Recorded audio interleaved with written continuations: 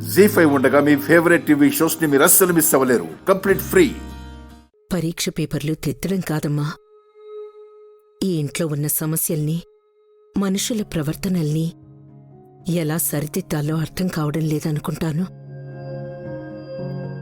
వాళ్లని కష్టాల నుండి పాస్ చేయించడానికి వాడు ఫెయిల్ అవుతూనే ఉంటున్నాడు. నా కొడుకు అని చెప్పటం కాదు కాని, నా గణపతి నిజంగా శ్రీరామచంద్రుడమ్మా.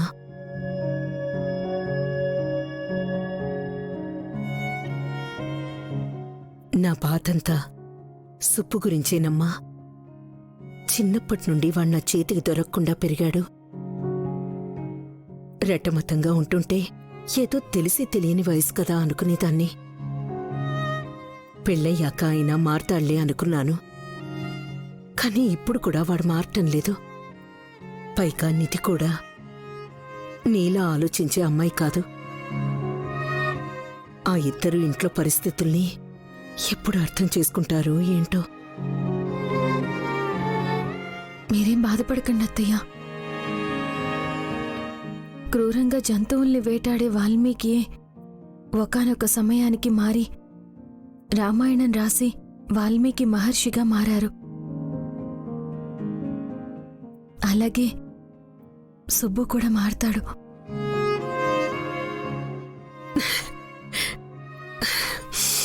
నీ మాటలు నిజమవ్వాలమ్మా.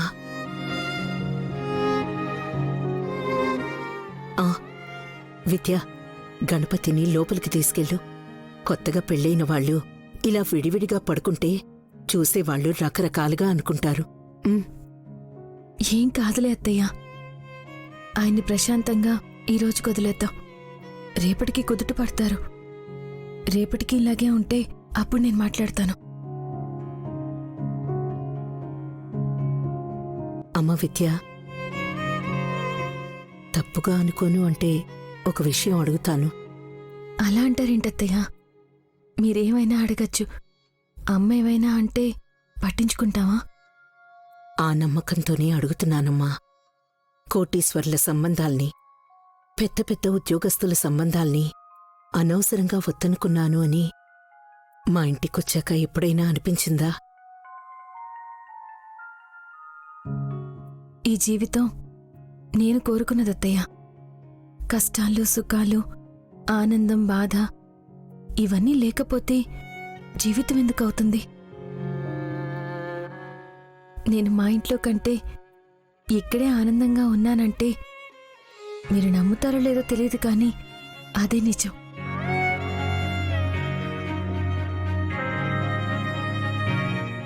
ఆదినారాయణ గారు కూతురుగా పిలుస్తుంటే గౌరవం అనిపిస్తుంది.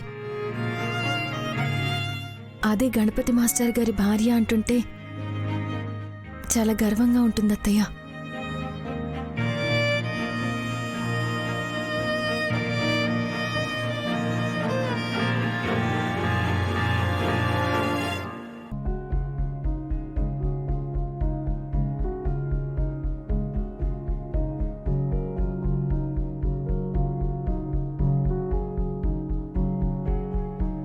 ఇలాంటి బట్టలు వేసుకున్నప్పుడు 4 గోడల మధ్య ఉండాలి.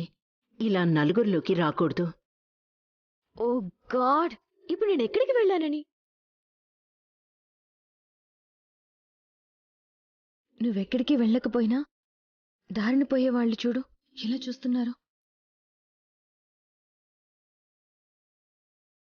అలా చీప్గా చూసే వాళ్ళకు ఉండాలి బుద్ధి. కొంచెం మెచ్యూర్డ్గా ఆలోచించాలి.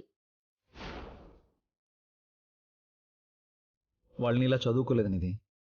అందరూ వింతగానే చూస్తారు.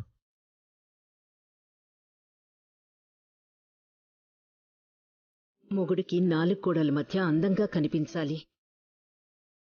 అంతేగాని రోడ్డుని వెళ్లేవాళ్లు అసభ్యంగా చూసేలా కాదు.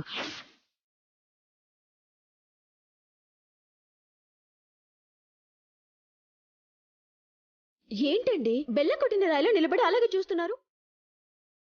నేనిక్కడ ఉండటం ఎవరికి ఇష్టం లేదనుకుంటా.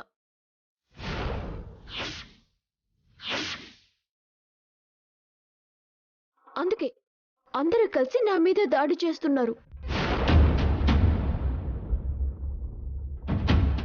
నేను తప్పు చేసినట్టు నా వైపు వేలు చూపిస్తున్నారు.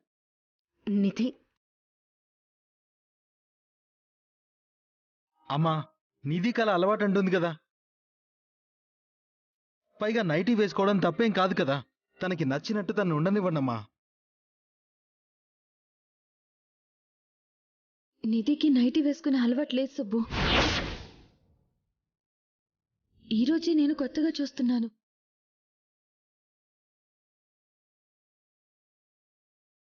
నువ్వు తనకు అర్థమయ్యేలా చెప్పకుండా ఇలా వెనకేసుకుని రావడం కరెక్ట్ కాదు. హలో వదిన గారు, మీరు కాస్త ఆగండి.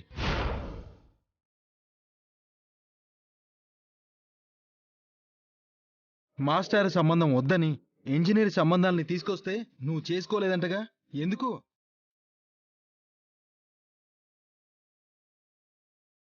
నీకు మాస్టర్ సంబంధం అంటే ఇష్టం కాబట్టి. మీ విషయంలో ఒక రూలు, మీ చెల్లి విషయంలో ఒక రూలా? ఇది కరెక్ట్ కాదు.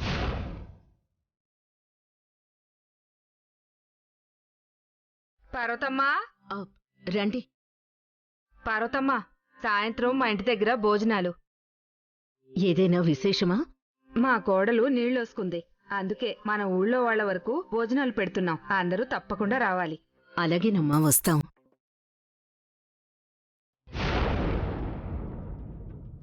తను మీ రెండో కోడలు కదూ?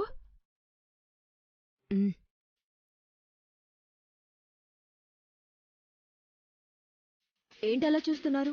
ఏం లేదులేమ్మా, మా ఊళ్ళో ఇలా నైటీలు ఎవ్వరూ వేసుకోరు. కొత్తగా అనిపించింది, అలా చూసామంతే.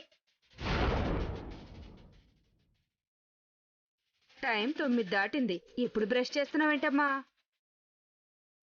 ఏ ఇప్పుడు చేయకూడదా? పెద్దింటి నుంచి వచ్చింది కదా కాంతమ్మ, వాళ్ళింట్లో అంతే అనుకుంటాలే. మరి పెద్ద కోడలు కూడా అదే ఇంటి నుండి వచ్చింది కదా, ఆ అమ్మాయి పద్ధతిగానే ఉంది కదా.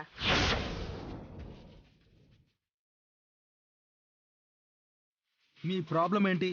భోజనాలకు పిలవడానికి వచ్చారు, పిలిచారు కదా, వెళ్ళండి.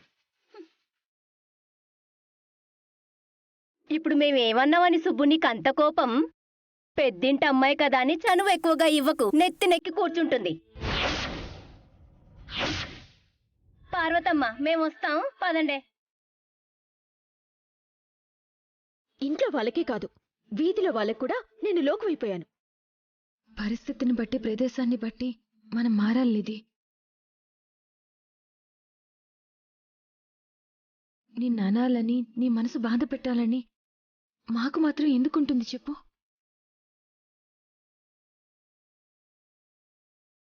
మా ఇంటి కోడలు పద్ధతిగా లక్ష్మీదేవిలా ఉంటుందని అందరూ అనుకుంటుంటే మాకు ఆనందంగా ఉంటుంది నిధి. అర్థం చేసుకోమ్మా.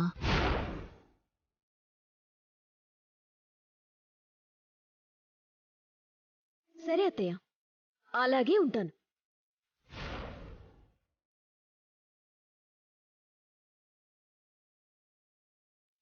జీ5 యాప్ డౌన్లోడ్ చేసి అన్ని ఎపిసోడ్స్ పూర్తి ఉచితంగా చూడండి.